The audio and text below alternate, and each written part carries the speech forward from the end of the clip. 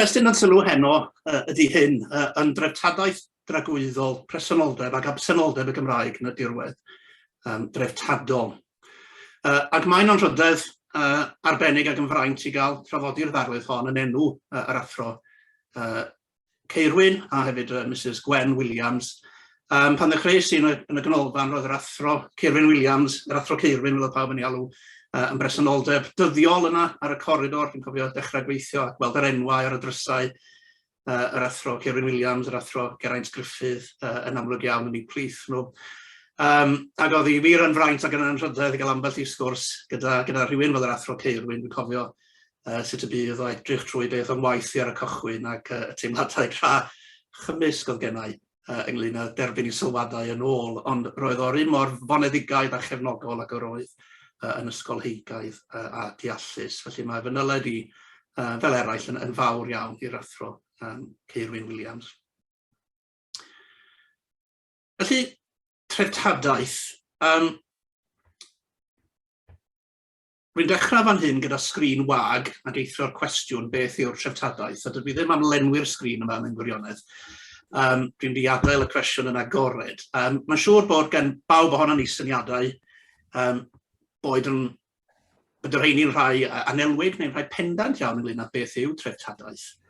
Yr un peth mae'n siŵr y gallwn ni gytuno arno ydy bod treftadaeth yn rhywbeth sydd yn ymwneud â'r gorffennol ydy, ond hefyd yn ymwneud mewn ffordd real iawn â'r presennol.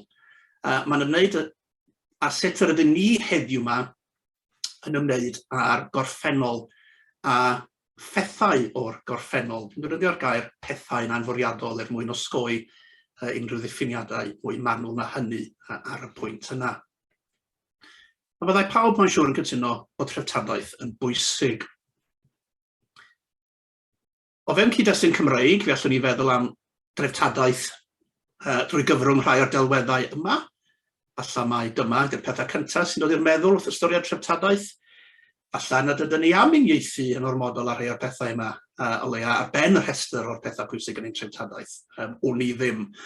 Ond yn sicr dros yr flwyddyn ddiwetha, mae treftadaeth wedi bod yn faes mwy amlwg nag erioed yn y gyhoeddfa.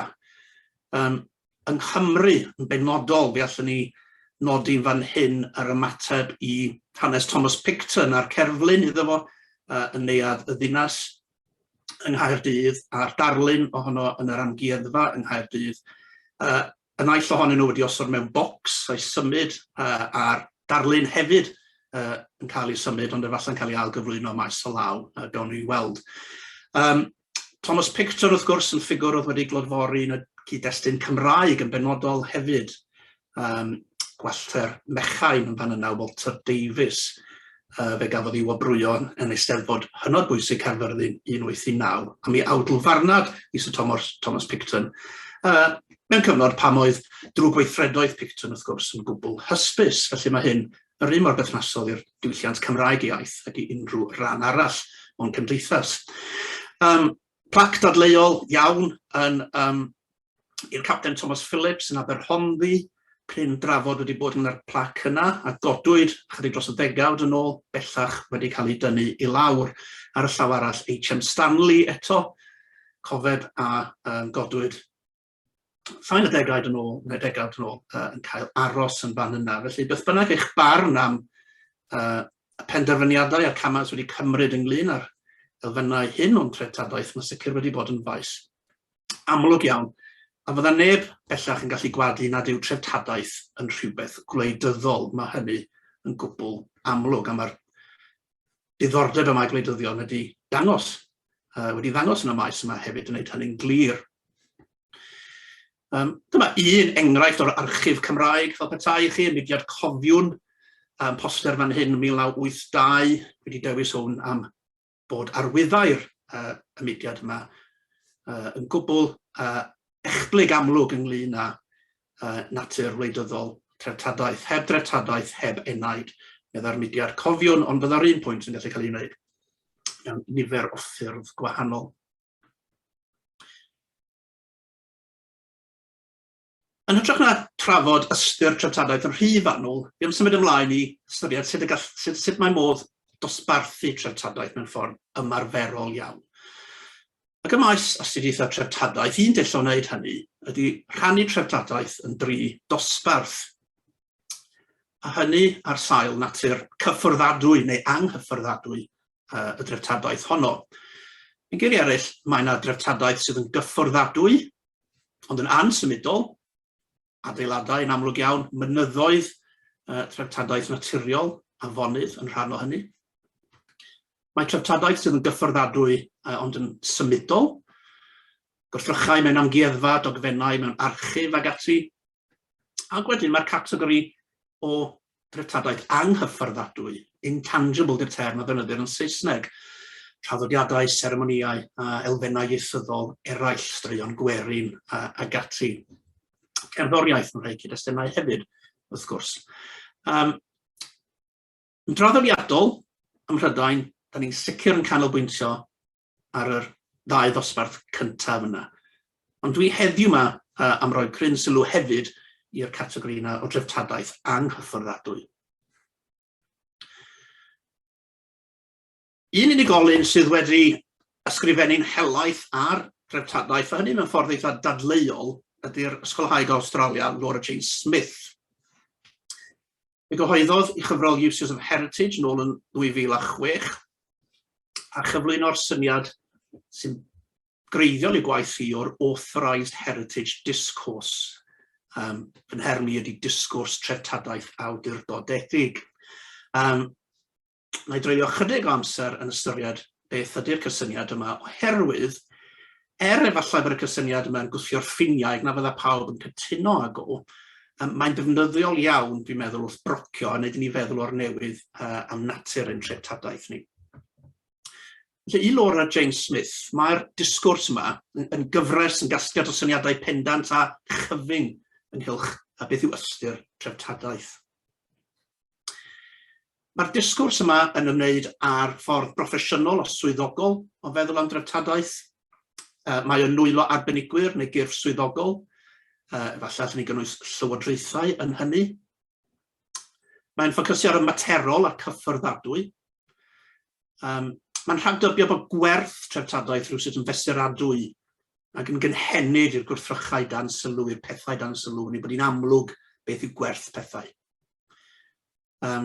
Mae treftadaeth yn rhywbeth sydd yn bodoli fel petai, allan yna, ac felly mae modd i ni fynd at y treftadaeth honno, i mapio hi, rheoli hi, diogelu hi, gwneud bod math o bethau gyda hi. Mae yna eisoes fel petai. Ac i gryn raddau, mae'r cyhoedd yn oddefol yn y cyd-destun yma. Hynny, maen nhw'n derbyn yr ystyr a'r gwerthoedd sy'n cael eu cyfleu gan arbenigwyr neu gan gyrff swyddogol. Rwan, mae yna ddigon o enghreifftiau yng Nghymru o gyrff treftadaeth sydd yn tanseilio y ffordd yma feddwl am dreftadaeth. Byddai'n sôn mwy am Saint Fagan yn y man. Ond dwi am gymryd hyn fel man cychwyn i nadlu heno. Felly mae Laura Jane Smith yn herio'r ffordd yma feddwl am dreftadaeth, ac yn hytrach na meddwl am dreftadaeth mewn ffordd faterol, mae'n ystyried bod treftadaeth yn broses, ac yn broses diwylliannol. Dydy treftadaeth ddim allan yna fel petai. Dydy hi ddim yn bodoli cyn i ni i dethol. Felly, ein gweithgaredd ni, ein penderfyniadau ni, ein prosesau ni, sydd yn creu treftadaeth. Mi fyddwn ni'n defnyddio gorffennol i wneud synwyr o presennol, ond mae'n pwysleisio bod ystyr pethau'n amrywiol a lluosog. Mae ystyr yn amrywiol, neu hyd yn oed yn absenol mewn cyd-destynau gwahanol. A mae gwerth pethau hefyd yn hyblyg ag yn amodol. Mae modd crisialu hyn efallai'n fwy penodol gyda ambell i ddyfyniad. Mae'n ysgolhaig dyfynadwy iawn. A mae'n dweud yn benodol am dreftadaeth ac am leoliadau dreftadaeth. These places are not inherently valuable, nor do they carry a freight of innate meaning. Hynny ydy'r ystyr ddim yn y pethau yna wedi cloi fewn i'r pethau yna. Stonehenge, for instance, medda hi, is basically a collection of rocks in a field. Nes i ymweld a chwr y Caerwyn am y tro cyntaf yn mis Awst, ac ar un lefel, wrth gwrs, dyna sydd yna collection of rocks in a field. Beth sydd yn rhoi ystyr i hynny yw cwestiwn Laura Jane Smith. A mae hi'n dweud yr ystyr ddim yn y cerrig, mae'r ystyr yn rhywle arall. Felly mae'n meddwl am dreftadaeth fel proses. Nid y peth, ond y broses sy'n bwysig. nid y gorffennol gymaint â'r presennol. Dydy ystyr ddim yn gynhenid ac yn ddigyfnewid yn hytrach mae'n amrywio, mae'n ymodol, mae'n berthynol. Nid gwerth materol sydd i dreftadaeth yn gymaint â gwerth symbolaidd. A mae hefyd yn dadlau bod y maes treftadaeth yn gyffredinol yn allgau pobl i rhannau'r gymdeithas. Nid ar ddamwain medda hi, mae hyn yn ddadleuol, ond mae hi'n dweud bod yn fwriadol yn gwneud hynny, bod y maes o fwriad yn ei hanfod yn cael am bobl allan. A bod yr ymdrechion yn y sector i wneud safleoedd neu wneud sefydliadau yn fwy cynhwysol yn ar un lefel bod y galon yn y lle iawn ond bod nhw'n methu'r pwynt. Mewn geiriau eraill, mae'n dadlau bod maes treftadaeth a'r polisiau o gwmpas treftadaeth mewn gwirionedd yn wrthyn i amrywiaeth ac yn mynd ati, fel mae hi'n dweud, to iron out and delegitimise cultural diversity. Daw hyn yn fwy clir, os ydych chi'n edrych ar enghraifft benodol, mae'n sôn, enghraifft, bod yna bryderon yn y maes yn aml iawn nad ydy rhai grwpiau lleiafrifol yn ymweld â safleoedd penodol neu'n ymwneud â mathau arbennig o dreftadaeth. Ond mae'n nodi nad oes neb yn gofyn efallai pam nad ydy'r dosbarth canol Gwyn ddim yn ymwneud â dreftadaeth grwpiau eraill, boed o'r rheini'n grwpiau socio-economaidd neu'n grwpiau ethnig eraill. Felly mae'r broblem yn cael ei gweld mewn un ffordd, a'r broblem ydy nad ydy pawb yn gwerthfawrogi treftadaeth fel y mae'n cael ei diffinio gan dosbarth canol Gwyn.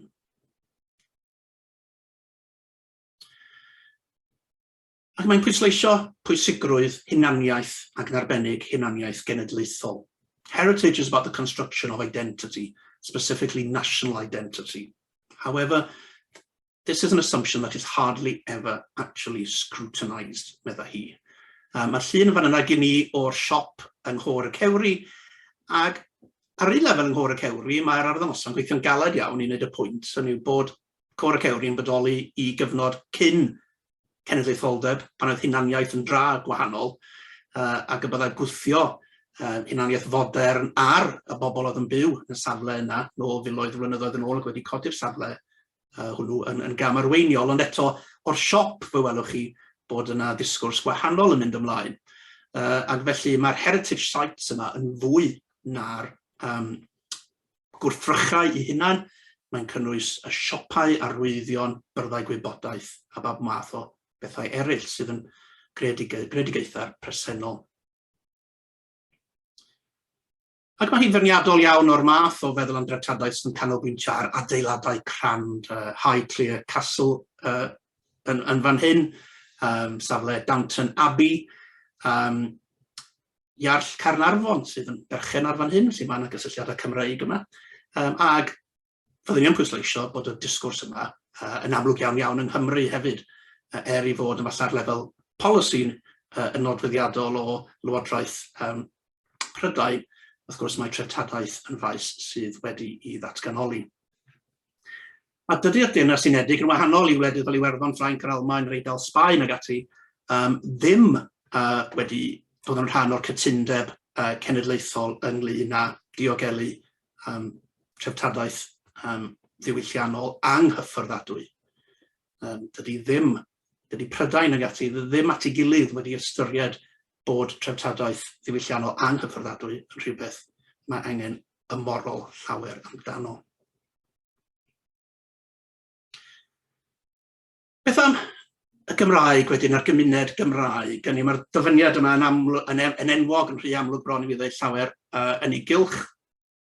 Uchedd Garmon yn fan hyn ar geiriau enwog yna ynglŷn â traddodi'r wynllan hon i'r genhedlaeth nesaf yn dreftadaeth dragwyddol yn wyneb y bygythiad allanol yn ei herbyn. Felly, oes yna ffordd arall o feddwl am dreftadaeth yn y cyd-destun Cymraeg. A dwi'n troi fan hyn at waith Lisa Lewis, a'i chyfrol ardderchog yma'n hyn, Performing Wales, People, Memory and Place, sydd yn sôn am ystyr y gair treftadaeth a chynodiadau'r gair yna.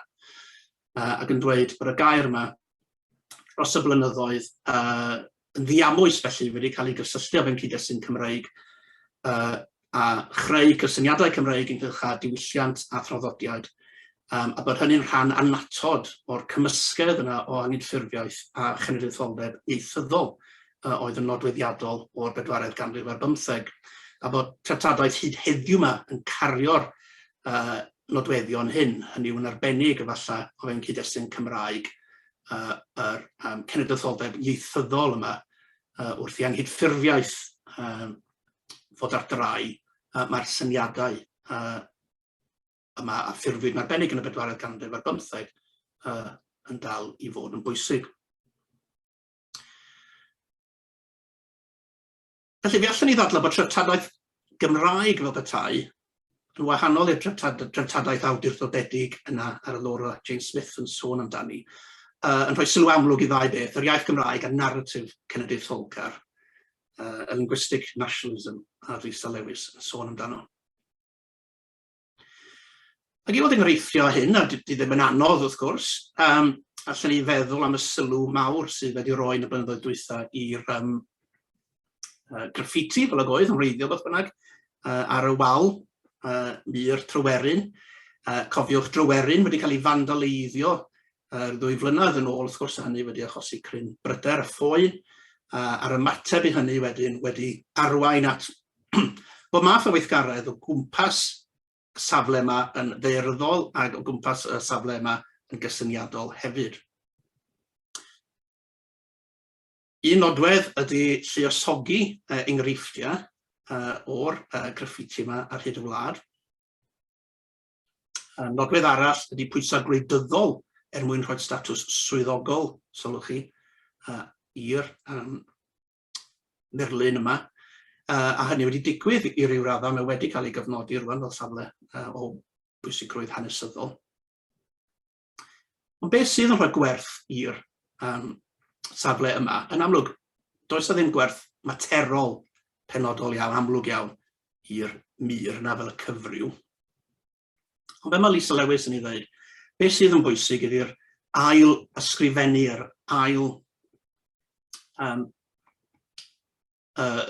ail ymweld ar safle. The continual re-inscribing of Cofiwch Tryweryn is a cri de cœur. Yn cydnabod y ffaith rwan falle bod yn cyswllt ni gyda'r Tryweryn, Capel Celyn wedi i ddistrywiol. Wrth gwrs, dydy'r wal yma, dydy'r murlun yma ddim yn y lleoliad gwreiddiol. Mae'n cyfeirio at rhywbeth ddigwyddodd gryn bellter i ffwrdd. Felly mae'r mur yma'n ffordd o greu, yng ngeiriau Lisa Lewis, a meaningful past that has been made unviable by the effects of an encroaching and unremitting ideology that eradicates differences. Ond mae'n ddiddorol cymharu safle yma gyda safleoedd eraill sydd i ryw raddau yn ymwneud â'r un math o broses. Hynny yw, broses yna o ddisodli cymuned Gymraeg iaith ar gyfer creu cronfeydd dŵr, a hynny'n rhan o yn ymateb i'r cynnydd mewn poblogaeth oedd yn dilyn diwydiannu yn y 4edd ganrif ar 15 ac yn yr 20fed ganrif. A mae'n safleoedd eraill sydd yn berthnasol iawn yn hyn o beth. Byddwn ni wedi gallu nodi sawl un, ond oherwydd y cyd-destun Cymraeg, mae ganolbwyntio'n benodol mae ganolbwyntio'n benodol at y safle yma, Bethel, Cwm Taf ar yr A470. Capel y Bydyddwyr oedd yn gwasanaethu cymuned Gymraeg ei iaith, adeiladwyd nôl yn y 19fed ganrif, ond fe chwalwyd y gymuned hon ar gyfer adeiladu cronfeydd dŵr ar gyfer cyflenwi dŵr i Caerdydd. Felly fe symudwyd y capel yma ac yn wir fynwent Cerrig Bedd a rhai o'r cyrff oedd wedi claddu oddi yno yn gynnar yn yr 20fed ganrif. A mae'r safle yma yn un sydd yn hawdd ymweld ag o heddiw yma. Mae'n union nesaf at yr A470, mae yna filoedd ar filoedd o bobl yn pasio fan hyn bob dydd.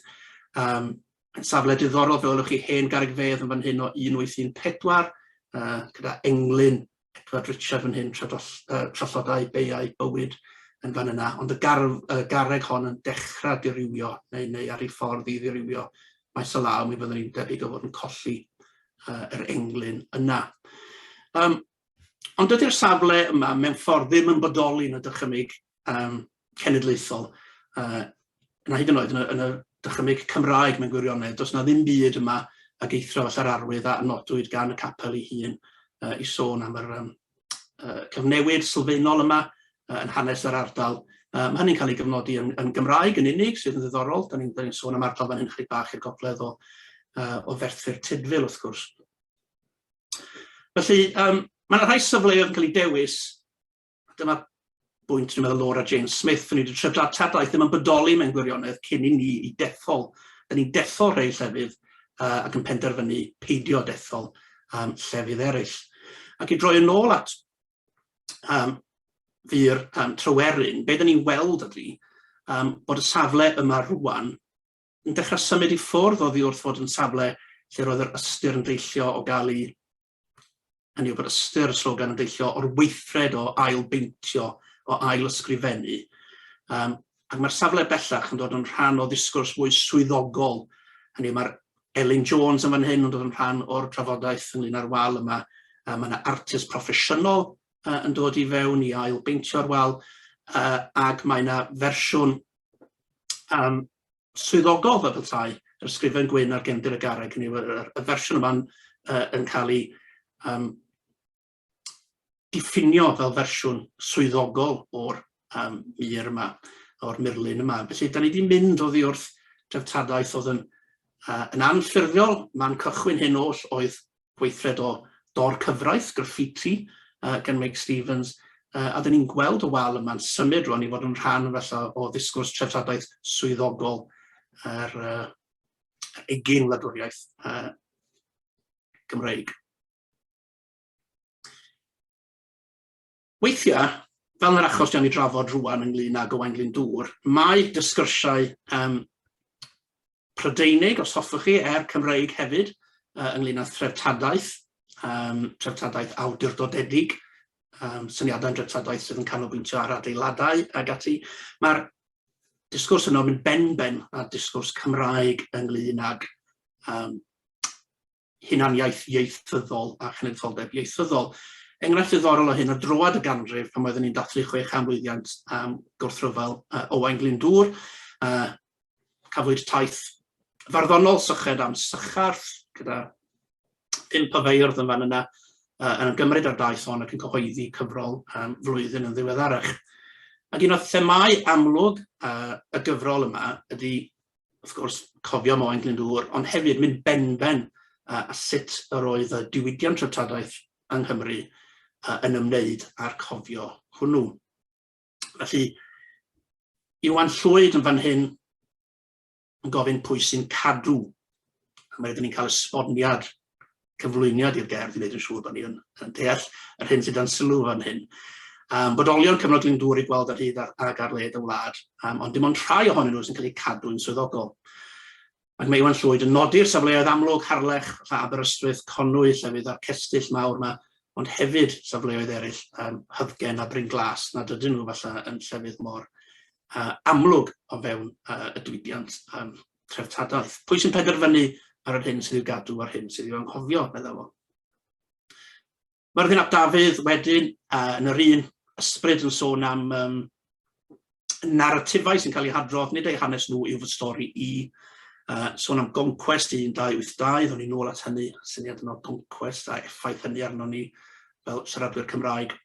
Ac mae o'n awgrymu bod yna naratif gwahanol. Mae'n cyfeirio'n benodol at Lywelyn ap Gruffydd o Geio fan yna, ac yn ddifyr iawn, tua'r 11 ychydig ar ôl cyfnod y daith fe godwyd y Caerwyn, os ydy'r gair prawiadol iawn yma i Lywelyn yn Llanymddyfri drws nesaf at y castell yn fan yna. Felly ar adegau mae disgyrsiau ynglyn â treftadaeth a fe'n cyd-destun Cymraeg yn mynd ben a mathau eraill o treftadaeth, ond eto mae'r gwrthdaro yna'n digwydd ar safleoedd sydd i ryw raddau yn cael eu cynabod gan y ddwy ochr. yn sicr mae yna gydnabod bod y safleoedd yma yn rhai sydd yn bwysig bod y naratifau yn eu cylch yn wahanol. Ac yn amlwg o'r defnydd o gair cadw a welwyd yn y cerddi yna, roedd y corff cadw dan y lach braidd yn ôl yn y cyfnod yna. Ac yn rhannol yn ymateb i'r cwynion hynny, a weithiau gan gyfeirion benodol at y farddoniaeth rwy wedi ei nodi'n fan yna. Fe aeth cadw ati i ailedrych ar ei dull o ddehongli a creu trosolwg o gynllun dehongli Cymru gyfan. Beth yw dull Cymru gyfan o ddehongli? Dreftadaeth. Sylwch ar yr arwydd yna ddwn ni'n ôl at hwnnw yn y man. Ac wrth baratoi hyn, fe gomisiynnwyd gwahanol gyrff treftadaeth i lunio cynlluniau ar gyfer y gwaith, ac mae'n ddiddorol wrth edrych yn ôl sut mae'r adroddiadau hyn yn ymateb i'r cyd-destun ac i'r dadleuon ynglyn â treftadaeth oedd yn bodoli ar y pryd. Mae yna un cynllun fan hyn o 2010 ar gyfer tywysogion deheubarth yn pwysleisio pwysigrwydd yr iaith Gymraeg a Chymreictod. Ond efallai yn trafod hynny mewn ffordd sydd braidd yn lletchwith. Nodi bod pawb yn gytun Gwynedd, Deheubarth, Mers, bob man, Castell Edwardaeth, Owain Glyndŵr. Y dylai fersiynau yn y Gymraeg fod yn gyson ag be under the supervision of an appropriate Welsh speaker. Rwan, dwi'n yn hollol siŵr pwy oedd yn cael ei ystyried yn appropriate Welsh speaker. Dwi'n yn siŵr a fyddwn ni'n cael fy ystyried yn appropriate Welsh speaker.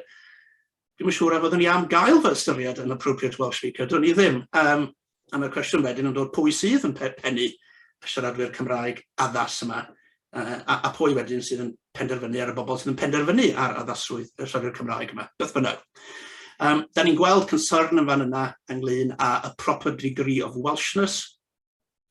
Yr dyfynodau yna yn awgrymu bod y term yn problemataidd, neu ystyr y term yn problemataidd, heb fod yn gwbl glir. And that any text written or spoken does not offend but irritate people in Wales. Felly mae'r gwaelodlin yn eithaf isal yn cydnabod mewn gwirionedd bod yna gynlluniau yn y gorffennol oedd wedi tramgwyddo unigolion yn Nghymru.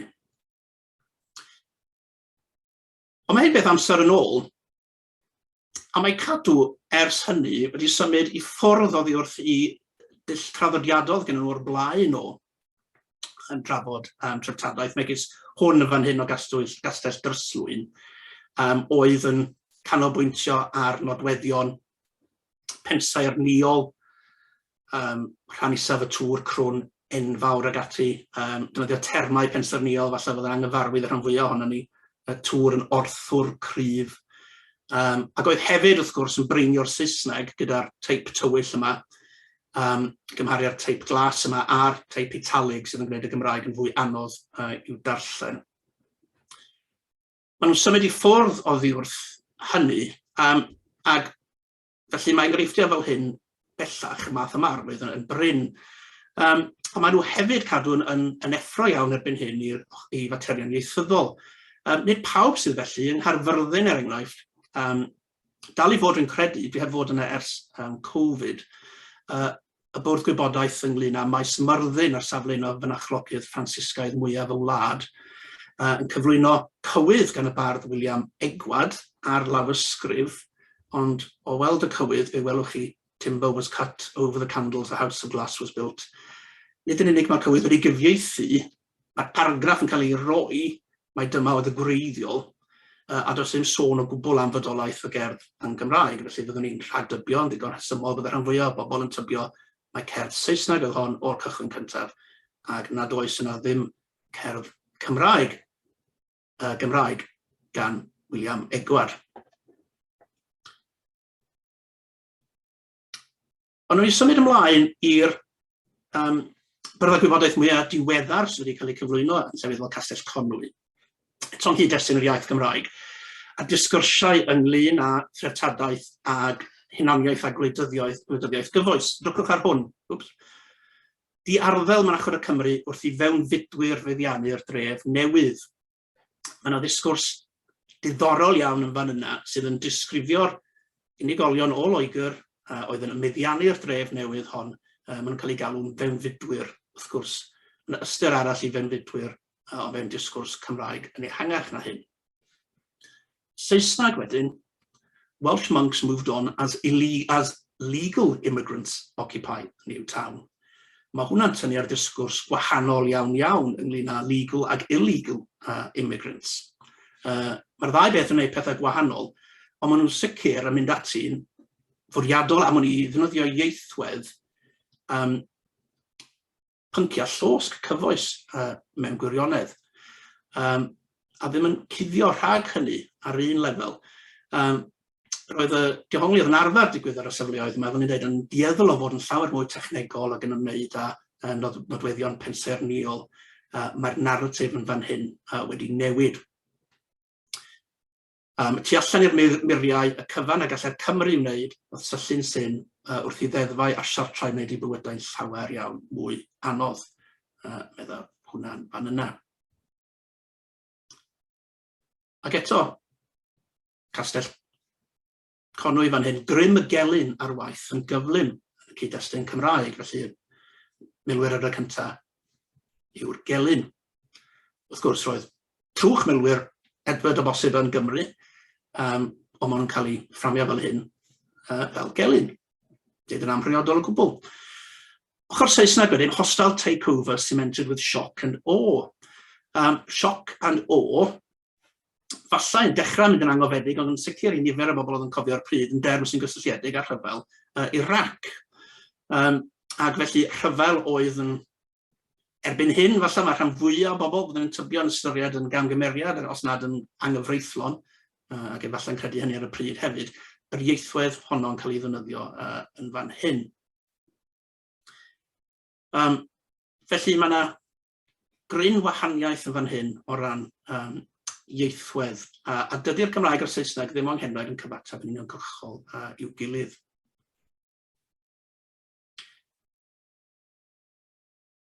Felly mae yna ddatblygiad diddorol ynglyn â dehongli treftadaeth ag iaith yn digwydd. Dydy Castell Conwy ddim yn safle lle mae'r Gymraeg i'w gweld, ond un safle lle mae hynny wir ydy Capel Rug, un o fy hoff safleoedd yn Nghymru, yn bell o Gorwen, Capel Teulu Salisbury.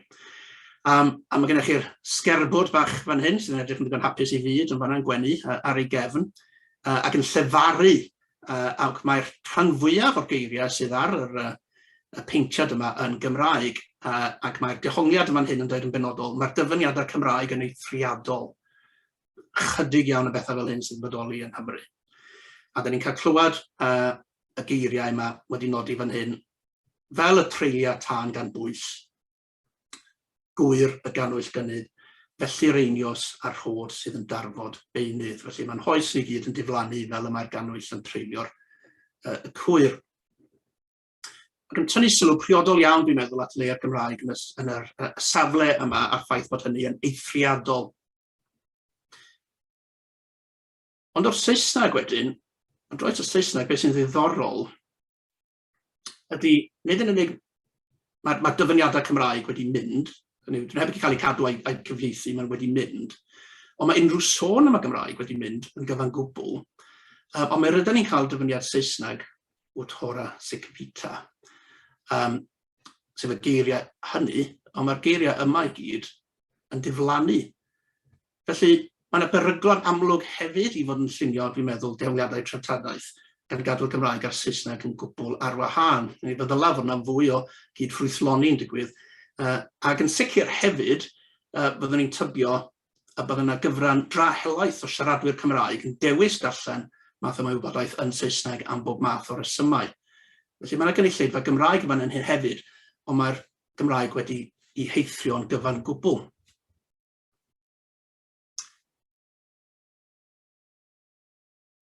Ond dwi'n ôl i gwestiynu, yn cwmni'r rhys mwy yn fan hyn, y safleoedd sydd yn cael eu trafod, pa safleoedd sy'n cael eu trafod yn y lle cyntaf.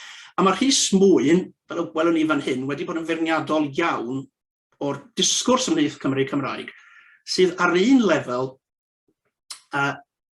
yn wrth goncwest, yn wrth drefedigaethol, os ydych chi eisiau defnyddio'r term yna, yn tra'r yr un pryd yn canolbwyntio yn unig ar greadigaethau gan frenhinoedd Lloegr. Ac mae'n sôn yn fan hyn am ei brofiad mewn cynhadledd archeolegol. Dangosas luniau gestyll Cymreig mathrafol, ewlo a dolforwyn ar sgrin gyda'r cwestiwn, lle mae'r rhain?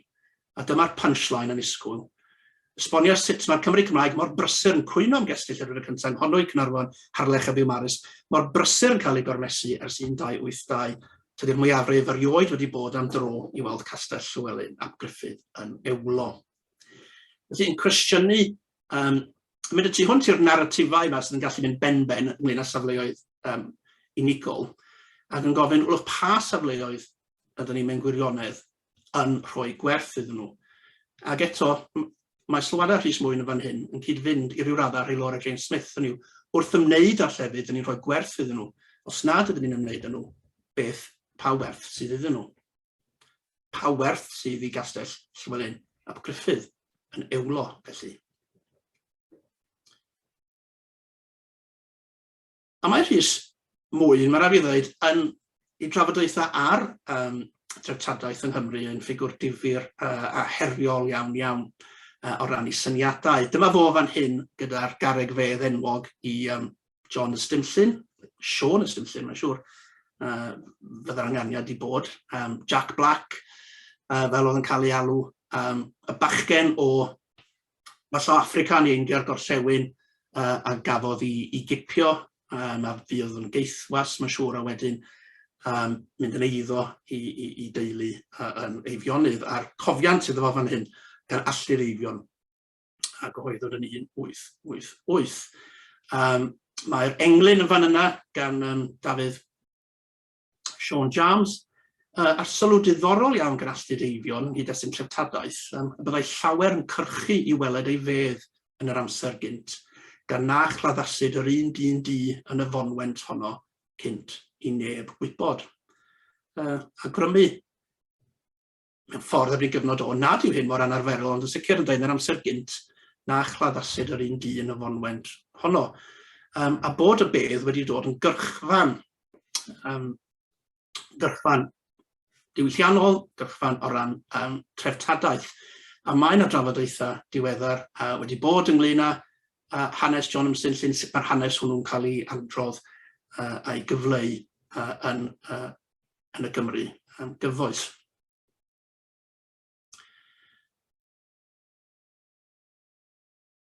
Mae wedi cael ei weld ar garreg fedd yn arbennig, a'r englyn arbennig wedi cael ei gweld fel rhywbeth sydd yn arbennig o drawiadol ynglyn â hanes Sean Ystumllyn. Ond mae'n enghreifftiau eraill falle sydd heb gael yr un sylw. Dyma chi'n fan hyn carreg fedd o'r 19fed ganrif sydd yn cael ei chrybwyll gan Theophilus Jones yn ei History of the County of Brecknock. A fe welwn ni'r enw fan hyn Gustavus Adolphus John, ac mae Theophilus Jones yn dweud amdano fo i fod a great personage ac i fod yn ddyn di, neu dyna o'r oedd Theophilus Jones yn gredu, mae'n mynegu hynny yn ieithwedd yr oes, wrth gwrs. Ac yn cyfeirio eto at y garreg fedd yma, nid am ei fod yn sicr o'r hanes, doedd o ddim yn sicr o'r hanes, ond i ryw yma eto, mae'r cyfeiriad yma yn troi'r garreg fedd yma i fod yn rhyw fath o dreftadaeth. Mae yna enghraifft arall o garreg fedd sydd nesa ati'n fan yna, neu'n yr un fynwent,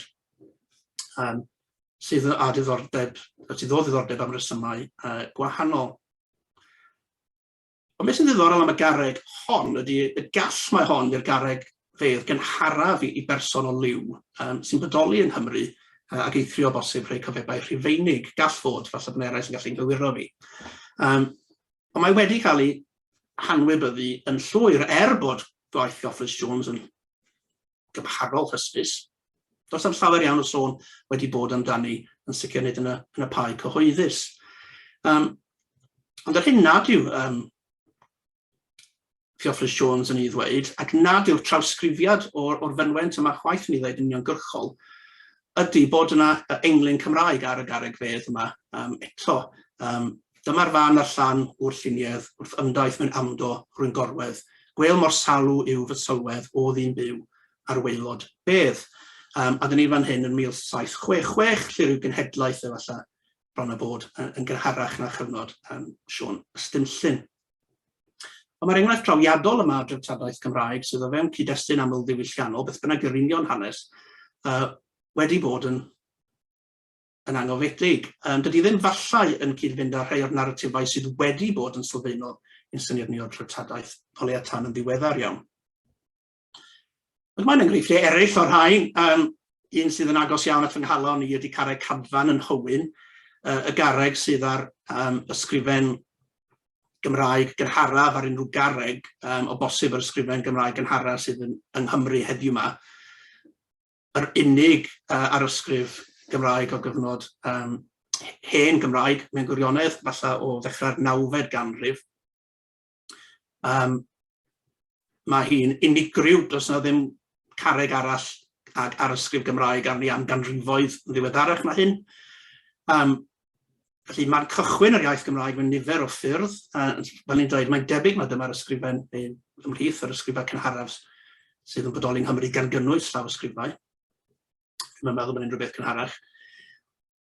Eto, fynd yna, mae yna ddarn o bapur i lamoneiddio ar y llawr mewn gwirionedd sydd hynny, sydd yn rhoi rhyw esboniad mewn brawddeg efallai o'r garreg yma. A hyn erbyn hyn, wrth gwrs, hyn o'ch chi'n gwybod, di'r wybodaeth yma ddim yn gyfredol.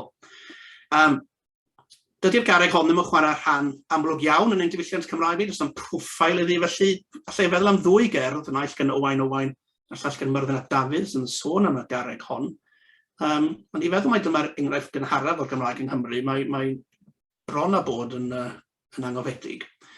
Mae'n ddifyr mai teulu o Loegr sydd yn cyflwyno'r garreg yma i ni erbyn hyn. This stone was erected in remembrance of long association with Tywyn by the children of Cyril Tidwell Holmes a felly teulu Rupert Kettle. Dyna di'r modd y cyflwynir y garreg hon i ni a'r pisyn papur yma wedi lamoneiddio. Mae'r garreg yn ymddangos yng nghyfrol gwych Andrew Green, Cymru mewn can gwrthrych, ond eto am nad ydy hi efallai yn cyd-fynd â cenedlaetholdeb ieithyddol sydd yn gwrthdaro a mathau eraill o naratifau sydd efallai ar lefel Brydeinig. Ychydig iawn o sylw sydd iddi. Wrth yn heibio, mae yna black press hefyd sy'n cael ei anwybyddu yna gyda englyn gan Dafydd Ionawr, ryw fam. Wn i ddim oes yna enghraifft gynharach yng Nghymru o'r math yma o beth chwaith yn yw black press gyda englyn un o'r rieni bardd. Dwi ddim yn meddwl bod yna enghraifft arall. Hynny, dwi'n yn cwyno am hyn, na dwi ddim yn beio neb am hyn, oherwydd dwi o Dywyn, dylwn ni fwy na neb arall neu rhywbeth ynglyn â hyn. Ond wrth feddwl am y peth, y cwestiwn cyntaf oedd yn dod i'r meddwl di pam nad ydy'r peth yma'n fwy amlwg. Ac yn ei meddwl wedyn am beth ydy'r farddoniaeth gynharaf sydd ar gael yn weledol yng Nghymru. Dyna ni'n genedl o feirdd a chantorion, beth ydy'r enghraifft gynharaf o'r iaith Gymraeg a'r ffurf barddoniaeth sydd yn weledol mewn man cyhoeddus yng Nghymru. Dwi'n tybio mae'r cwpled i Goffau Adam Wsg tua 1430 yn Eglwys y Priordy Bryn Bica ydy hynny, lle bod fi'n anghywir. Di ddim yn hawl dod o hyd i hyn, mae tu ôl yr ochr arall i'r sgrin yma fan hyn, yn yr ochr. Ac yn yr daflen gewch chi'r eglwys, mae yna ddwy frawddeg. On its eastern side is an old brass memorial in ancient Welsh. Dim byd i ddweud beth ydy ystyr y cynnwys chwaith. Ond mae'n fwy na hynny, dydy. Dwi'n meddwl mae dyma'r enghraifft gynharaf o farddoniaeth Gymraeg sydd yn weladwy mewn man cyhoeddus yng Nghymru, yr enghraifft gynharaf o gywydd sydd yn weladwy yng Nghymru. Eto yn lled anghofedig hyd yn oed o fewn y cyd-destun Cymraeg, y diwylliant Cymraeg, oherwydd falle Adam Wsg yn ymwneud ag Owain Glyndŵr, ond yn ansicr i deyrngarwch efallai, ac nid yn ffigwr sydd yn perthyn i naratif ieithyddol cenedlaetholgar.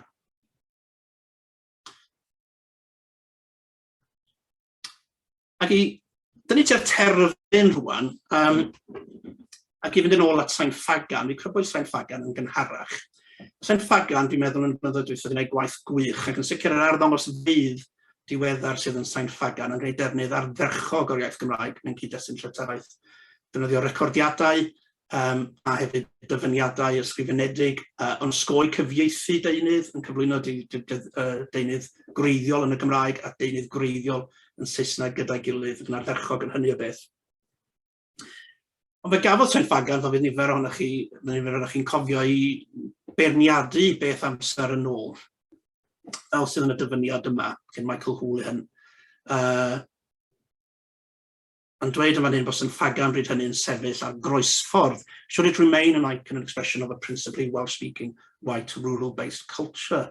Meddwl Michael Houlihan, oedd yn gyfarwyddwr ar amgueddfeydd Cymru ar y pryd. Modd mae'r cwestiwn yma'n cael ei fframio, wrth gwrs, yn awgrymu bod yna ddewis eitha du a gwyn o'ch groesffordd, a chi'n mynd un ffordd neu'r llall, a chi'n methu mynd dwy ffordd, a chi'n methu gwneud dau beth ar un pryd. Felly falle bod y cwestiwn mewn gwirionedd yn cael trafodaeth i lawr yn drych nag yn agor trafodaeth i fyny. Ond mae'n codi cwestiwn ynglyn â sut y mae'r safle megis St Fagan yn cynrychioli'r gymuned iaith Gymraeg, oherwydd o ystyried o'r ochr awyr agored yr adeiladau sydd yn rhywle fel St Fagan. Mae rhan fwy o'r rheini yn dod o gyd-destynau Cymraeg i iaith. Ond ar yr un pryd, maen nhw'n adlewyrchu tirweddau ieithyddol i cyfnod. Felly, dydy'r Gymraeg ddim yn weledol prin o gwbl yn unrhyw le yn yr elfen awyr agored o St Fagan ac eithrio mewn byrdau dihongli cyfoes. Felly, dydy'r arwydd mawr sydd ar dosbarth Pemparc Caer enghraifft, mae hwnna gyd yn Saesneg, yr arwyddion sydd yn y siop Cambrian Stores ac ati gyd yn Saesneg, yr Institute y Gweithwyr, mae hwnna gyd yn Saesneg, wrth gwrs, oherwydd Saesneg oedd yr iaith weladwy yn y Gymru Cymraeg yn hanesyddol. Felly, drwy atgynhyrchu yn gywir felly, yr hyn oedd yn arfer bod yn wir yn hanesyddol, am adeiladau hanesyddol ac arwyddion hanesyddol, maen nhw drwy ddiffiniad bron yn cael allan y Gymraeg, oherwydd doedd y Gymraeg ddim yn cael ei defnyddio yn y cyfnod yna. Felly, ydy St Fagan, yn sicr rhan helaeth o St Fagan, yn an expression of a Welsh-speaking culture? Wel, gan nad ydy'r bobl oedd yn siarad Cymraeg ddim yna, dim ond yr arwyddion Saesneg yma, mae'n gwestiwn diddorol, a os ydych chi'n edrych, wrth gwrs, ar eglwys teilo, sydd yn hyfryd eto, sydd efo peintiadau yn Lladin a Saesneg y tu fewn, dim gair o Gymraeg, a'r fynwent, wrth gwrs, yn wag, lle'n reiddiol fod gynnwch chi gerrig bedd Cymraeg yma, sydd bellach yn absenol. Mae'n anodd iawn, wrth gwrs, creu mynwent yn lle fel St Fagan. Ond mae'r presenoldeb y Gymraeg, mewn gwirionedd, yn nodedig drwy fod yn absenol, a hynny'n anorfod i ryw raddau. Felly, yr cwestiwn yma mewn gwirionedd wedi fframio mewn ffordd sydd braidd yn gamarweiniol. Ac mae'n ddifyr wrth gyflwyno Ffermdy Kennigston yn fan hyn yn St Fagan. Mae'n nodyn penodol i ddweud mae Saesneg oedd iaith cartref, oherwydd nad yna'r sefyllfa yn weddill yn adeiladau. Felly, dwi wedi sôn yn fan yna am y fynwent, eglwys teilo, englynion beddi, dyma cerddi mewn mynwentydd, dyma lle mae'r Gymraeg i gweld a fe'n cyd-destun hanesyddol yn ein cymunedau ni. Deca o filoedd o gerddi fyddwn ni'n meddwl. Ar ysgrifau fel hyn, y prif fynegiant o fodolaeth y Gymraeg yn y dirwedd hanesyddol. Ond maen nhw'n diflannu, wrthyn ni enghraifft o gwmtaf gyna. A dyn nhw heb cael rhyw lawer o sylw academaidd, mae gwaith Gwen Lleian Obri sy'n canolbwyntio yn arbennig ar elfennau tafodieithol yn nhw'n eithriad amlwg, a mae'n eithriadau eraill. Ond falle oherwydd godbwyslais ar werthoedd esthetaidd y farddoniaeth yma, di ddim bob tro'n farddoniaeth fawr, mae na duedd i edrych lawr trwyna ar y math yma o fynegiant o fodolaeth y Gymraeg yn y dirwedd hanesyddol. Ond da ni'n mynd i golli cyfoeth yma'n hyn, os nad ydyn ni'n ofalus. Ag i gloi wedyn enwau lleoedd, eto mae yna drafodaeth fyw iawn ynglyn ag enwau lleoedd. Mae enwau lleoedd i ryw raddau yn dreftadaeth anghyfforddiadwy, chi'n medru cyffwrdd mewn enw, ond eto mae hefyd yn gyfforddiadwy iawn fel y gwelwyd yn y 60au a'r 70au ynglyn â ymgyrchoedd, ynglyn ag arwyddion. Ymgyrch wleidyddol yn fan yna, ymgyrch o natur wleidyddol arall heddiw yma, enwau Cymraeg mewn perygl o ddiflannu a chynfyddiad cry iawn o hynny. Mae'r dystiolaeth ynglyn â hynny chydig bach yn fwy amwys, a mae'r dystiolaeth anghyflawn sydd ar gael yn awgrymu ar hyn o bryd bod yna fwy o enwau tai yn cael ei newid o'r Saesneg i'r Gymraeg nag fel arall. Ond mae dal yn gwbl bosib bod yna enwau Cymraeg hanesyddol yn cael eu colli yn y broses yna. Hynny, di'r ddau beth yna ddim yn gwrthweud i gilydd o gwbl. Ond beth falle nad ydyn ni wedi wneud ydy archwilio'n union pam bod enwau lleoedd yn bwysig i ni. Fi ddim yn treulio amser ar hyn, ond mae yna yn amlwg ymdeimlad cry o berthyn yn cael ei mynegu drwy enwau lleoedd. Place names contribute to the feeling of belonging to a social group in a particular area. Changing a name, even removing or adding a letter, creates a feeling of displeasure, ac mae unrhyw un sydd wedi gweithio ar banel safoni enwau lleoedd Comisiynydd yn gwybod yn iawn am hynny. Mae yna waith fel hyn yn digwydd. Mae enwau lleoedd yn gallu cael ei ystyried yn dreftadaeth anghyffwrdadwy, byddwn ni wedi gweld.